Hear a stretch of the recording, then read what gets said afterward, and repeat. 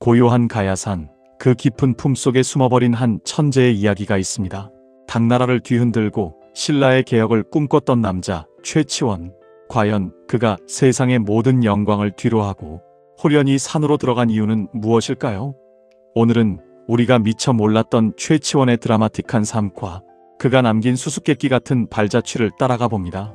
이 이야기는 단순한 역사의 나열이 아니라 한 인간의 고뇌와 이상, 그리고 시대의 한계를 넘어선 지성의 발버둥입니다.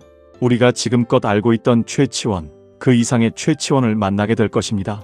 그의 삶은 흡사 거대한 서사시와 같았고, 그 서사시의 마지막 장은 가야산이라는 신비로운 공간에서 마무리됩니다. 과연 그에게 어떤 비밀이 숨겨져 있었을까요? 그의 발자취를 따라가며 그 질문에 대한 답을 함께 찾아보는 여정을 시작해 보겠습니다. 먼저 시대를 관통하는 천재 최치원이 어떻게 당나라에서 이름을 떨치게 되었는지 그 시작을 함께 살펴보겠습니다. 최치원은 통일신라하대, 격변하는 시대에 태어났습니다. 신라하대는 중앙 귀족들의 권력 다툼과 지방, 호족들의 성장이 맞물려 사회 전반이 극도로 혼란스러웠던 시기입니다. 이러한 혼란 속에서도 최치원은 육두품이라는 신분의 한계에도 불구하고 타고난 총명함과 불굴의 의지로 학문에 정진했습니다. 그의 아버지는 아들의 비범함을 알아보고 일찍이 그를 당나라로 유학 보낼 결심을 합니다. 12세의 어린 나이에 당나라 유학길에 오르며 그의 비범한 삶은 시작됩니다. 당시 당나라는 세계의 중심이자 문화와 학문의 정점이었죠. 동아시아를 넘어 서역의 문물까지 받아들이는 국제적인 대제국이었습니다. 수많은 신라 청년들이 당나라로 유학을 떠났지만 최치원처럼 당나라 전체를 뒤흔들 만큼의 인정을 받은 인물은 전무후무했습니다. 그는 단 6년 만에 빈공과에 합격합니다. 빈공과는 외국인들을 대상으로 한 과거 시험으로 그 난이도가 상당했습니다. 외국인이라는 불리함을 안고 중국인들과 경쟁해야 했기에 합격은 그야말로 하늘의 별 따기였습니다. 신라 출신으로는 유일하게 합격한 것은 아니지만 그의 합격은 그의 탁월한 학문적 역량을 증명하는 분명한 증거였습니다. 그는 과거에 급제한 후에도 만족하지 않고 끊임없이 학문에 정진하며 문학적 재능을 꽃피웠습니다. 그의 학문적 성취는 단순히 시험 합격을 넘어 당나라 학자들 사이에서도 독보적인 위치를 차지할 정도였습니다. 그는 유교 경전은 물론 불교와 도교, 역사, 지리 등 다방면에 걸쳐 해박한 지식을 갖춘 박학다식한 인물이었습니다. 최치원의 진정한 역량은 그의 문장력에서 빛을 발했습니다. 그는 빈공과 급제 후 당나라의 관직에 임명되어 지방 관료로서 백성을 위한 행정을 펼쳤습니다. 강남 지역의 율수현의 등의 관직을 거치며 그는 실제 행정 경험을 쌓았고 이는 그의 글에 더욱 깊이와 현실감을 부여했습니다.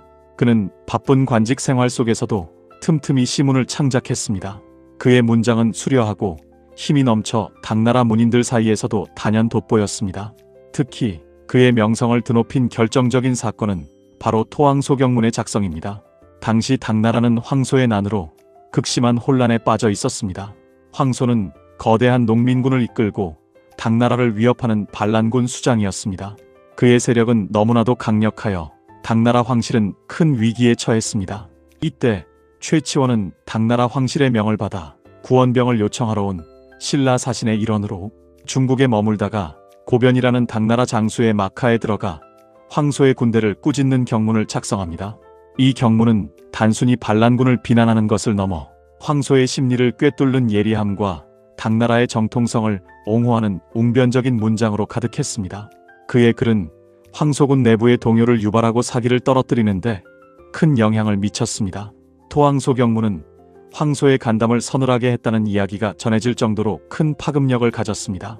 너의 머리는 지금 이미 내가 베어버렸다는 섬뜩한 구절은 황소조차도 감탄하게 만들었다고 전해집니다. 이 경문 하나로 최치원의 이름은 당나라 전역에 알려지게 되었고 그는 당나라 최고의 문장가 중 한 명으로 인정받게 됩니다. 그의 이름은 천재라는 수식어가 가장 잘 어울리는 인물이 되었죠. 그의 지성과 문학적 재능은 당나라 고위 관료들과 문인들로부터 극찬을 받았습니다. 그는 문학뿐만 아니라 역사, 철학에도 해박하여 당나라의 학자들과 깊이 있는 교류를 나누었고 그들의 존경을 한몸에 받았습니다. 하지만 당나라에서의 화려한 성공과 높은 명성에도 불구하고 최치원은 고국 신라로의 귀환을 선택합니다. 왜 그는 영광의 땅을 뒤로하고 신라로 돌아왔을까요?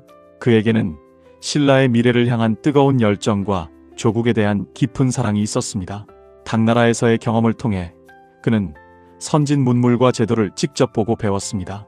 그는 발전된 당나라의 제도와 문화를 신라에 적용하여 신라를 더욱 부강한 나라로 만들고자 하는 원대한 꿈을 꾸었습니다. 하지만 그가 돌아온 신라의 현실은 그가 떠나온 당나라와는 너무나도 달랐습니다. 신라 하대는 극심한 혼란과 부패로 얼룩져 있었습니다. 왕위 쟁탈전은 끊이지 않았고 중앙 귀족들의 권력 다툼은 극에 달했으며 지방에서는 호족들이 독자적인 세력을 형성하여 중앙정부의 통제력을 약화시키고 있었습니다. 백성들의 삶은 과도한 수탈과 빈번한 재난으로 피폐해져 갔고 전국 곳곳에서는 농민 봉기가 끊이지 않았습니다. 최치원은 이러한 신라의 현실을 개혁하고자 하는 강한 의지를 품고 귀국합니다. 그는 당나라에서 쌓은 지식과 경험을 바탕으로 신라를 개혁할 수 있다고 믿었습니다. 그의 눈에는 신라의 문제가 명확하게 보였고 그 해법 또한 분명하게 보였습니다. 그는 자신이 배운 것을 조국을 위해 쓰고자 했습니다. 그것이 바로 그의 소명이라고 생각했던 것입니다.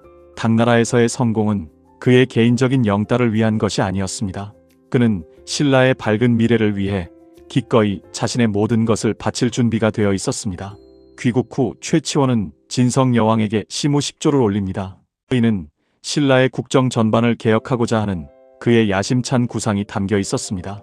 시무식조에는 중앙집권체제 강화, 불교 사원의 토지 겸병 규제, 유교 이념을 바탕으로 한 인재 등용, 부정한 관리의 축출, 지방행정의 정비 등 당시 신라 사회의 고질적인 문제들을 해결하기 위한 구체적인 방안들이 제시되어 있었습니다. 그의 개혁안은 매우 합리적이고 선진적인 것이었습니다. 그는 당나라의 제도를 단순히 모방하는 것이 아니라 신라의 실정에 맞게 조정하고 변형하여 적용하고자 했습니다. 그는 신분보다는 능력을 중시하는 유교적 인재 등용 시스템을 통해 새로운 인재를 발탁하고 귀족들의 권력을 견제하며 왕권을 강화하고자 했습니다. 만약 그의 개혁안이 제대로 받아들여졌더라면 신라의 역사는 분명 다른 방향으로 흘러갔을지도 모릅니다. 신라는 멸망의 길을 걷는 대신 새로운 중흥의 기회를 맞이했을 수도 있습니다. 그러나 그의 개혁 시도는 좌절되고 맙니다. 신라의 보수적인 귀족들은 그의 개혁안을 자신들의 기득권을 침해하는 것으로 간주하고 강력히 반대했습니다. 그들은 자신들의 오랜 특권과 부를 포기할 생각이 전혀 없었습니다. 또한 그의 육두품이라는 신분적 한계도 그의 개혁 추진에 큰 걸림돌이 되었습니다. 골품제라는 엄격한 신분 제도는 육두품 출신인 최치원이 아무리 능력이 뛰어나도 높은 관직에 오르거나 중요한 정책 결정에 참여하기 어렵게 만들었습니다. 당나라에서 황제의 신임을 받으며 천재로 칭송받던 최치원에게 신라의 현실은 절망 그 자체였습니다. 그는 자신의 이상을 펼치지 못하고 좌절감과 무력감을 맛봐야 했습니다. 그의 개혁은 시작도 해보지 못하고 좌초되고 말았습니다. 이상과 현실의 거대한 괴리 앞에서 그는 깊은 고뇌에 빠졌을 것입니다. 개혁의 실패와 함께 최치원은 점차 세상과의 거리를 두게 됩니다. 그는 더 이상 관직에 연연하지 않고 각지를 유랑하며 은둔의 삶을 시작합니다. 이 시기 그는 전국 각지의 명산을 찾아다니며 자연과 벗사마 시문을 창작하고 학문에 몰두했습니다. 지리산, 가야산, 속리산 등 여러 명산을 찾아다니며 그는 자연 속에서 자신의 내면을 성찰하고 삶의 의미를 되새겼습니다. 합천 가야산의 자리를 잡은 것도 이러한 은둔 생활의 일환이었습니다. 가야산은 최치원에게 단순한 피난처가 아니었습니다. 그것은 그에게 사색의 공간이자 좌절된 이상을 달래는 안식처였습니다. 가야산 해인사에 은거하며 그는 자신의 학문적 깊이를 더하고 남은 생을 자연과 벗삼아 보냈습니다. 해인사는 8만 대장경이 봉안된 유서 깊은 사찰로 최치원에게는 학문적, 정신적 안식처가 되었습니다. 그는 이곳에서 불교 경전을 연구하고 도교 사상과 유교 사상을 통합하는 학문적 노력을 계속했습니다. 최치원이 가야산으로 숨어버린 이유는 단순히 세상을 등진 것이 아니라 그의 이상을 실현할 수 없는 현실에 대한 깊은 좌절감과 함께 또 다른 의미에서 자신의 지성과 정신을 지키기 위한 선택이었다고 볼 수 있습니다. 그는 혼탁한 현실 속에서 자신의 순수하고 고귀한 이상을 더 이상 훼손당하고 싶지 않았을 것입니다. 어쩌면 그는 가야산에서 또 다른 형태의 개혁, 즉 자신의 내면을 다스리고 정신세계를 완성하는 길을 찾으려 했을지도 모릅니다. 그는 자연 속에서 진정한 자아를 발견하고 시대를 초월하는 보편적인 진리를 탐구하려 했던 것입니다. 그의 은두는 단순한 도피가 아니라 더욱 깊은 성찰과 새로운 깨달음을 향한 여정이었다고 해석할 수 있습니다. 그렇다면 최치원의 삶은 실패한 삶이었을까요? 결코 그렇지 않습니다. 그는 당나라에서 이방인으로서 최고의 영예를 누렸고 귀국 후에는 비록 좌절되었지만 신라 개혁의 불씨를 지피려 노력했습니다. 그의 시문은 오늘날까지도 문학사에서 중요한 위치를 차지하며 그의 사상은 후대에 큰 영향을 미쳤습니다. 특히 유불도 통합사상은 고려시대 이후 한국 사상의 중요한 흐름으로 자리 잡았습니다. 그는 신라의 유학자였지만 불교와 도교에도 깊은 이해를 가지고 있었습니다. 그는 이 세 가지 사상을 단순히 나열하는 것을 넘어 서로 조화롭게 융합시키려는 시도를 했습니다. 그의 이러한 사상적 노력은 훗날 고려시대 유학자들에게 큰 영감을 주었으며 조선시대 성리학에도 영향을 미쳤습니다. 그는 단순히 경전만을 읽는 학자가 아니라 현실과 유리되지 않은 실천적인 학문을 추구했습니다. 그의 시문 속에는 자연에 대한 깊은 통찰과 인간 존재에 대한 성찰이 담겨 있습니다. 그의 작품들은 당시 신라 사회의 모순을 비판하고 백성들의 고통에 공감하는 내용들을 담고 있습니다. 그는 현실 세계의 한계를 깨닫고 자연 속에서 진정한 자유와 이상을 추구했습니다. 그의 삶은 비록 마지막이 은둔으로 끝났지만 그의 지성과 정신은 시대를 넘어 오늘날까지도 우리에게 깊은 울림을 주고 있습니다. 그는 비록 당대에는 그의 개혁이 실현되지 못했지만 그의 사상과 문학은 오랜 세월이 흘러도 빛을 잃지 않는 고귀한 유산으로 남아 있습니다. 최치원은 시대의 한계 속에서도 끊임없이 자신의 이상을 추구했던 진정한 지식인이었습니다. 그의 삶은 한 인간의 고뇌와 성장을 보여주는 드라마틱한 이야기이자 시대를 앞서간 한 천재의 비극적인 서사입니다. 하지만 그 비극 속에서도 그는 자신의 빛을 잃지 않았고 후대에 길이 남을 위대한 유산을 남겼습니다. 가야산에 홀로 숨어버린 그 순간에도 그의 지성은 여전히 살아 숨쉬고 있었을 것입니다. 그는 혼돈의 시대에 자신의 이상을 펼치지 못했지만 그의 정신은 시대를 초월하여 우리의 역사에 깊은 흔적을 남겼습니다. 최치원의 삶은 우리에게 많은 질문을 던집니다. 과연 한 개인의 이상과 시대의 현실이 충돌할 때 우리는 어떤 선택을 해야 하는가? 그리고 좌절 속에서도 어떻게 자신의 가치를 지켜나갈 수 있는가? 그의 삶은 이러한 질문에 대한 답을 찾는 여정이라고 할 수 있습니다.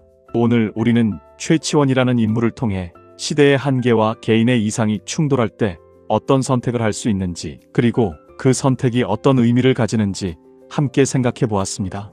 그의 삶은 단순한 역사의 한 페이지가 아니라 오늘날 우리에게도 여전히 유효한 메시지를 던지고 있습니다. 그의 용기, 그의 지혜, 그리고 그의 좌절까지도 모두 우리에게 교훈을 줍니다. 그의 이야기는 역사의 거울이 되어 우리가 살아가는 시대를 되돌아보게 합니다. 여러분은 최치원의 삶을 어떻게 평가하시나요? 그의 좌절이 단순한 포기였을까요? 아니면 또 다른 형태의 저항이었을까요? 그의 은두는 과연 세상에 대한 체념이었을까요? 아니면 더 높은 차원의 깨달음을 향한 여정이었을까요? 댓글로 여러분의 생각을 자유롭게 나눠주세요. 여러분의 소중한 의견을 기다리겠습니다.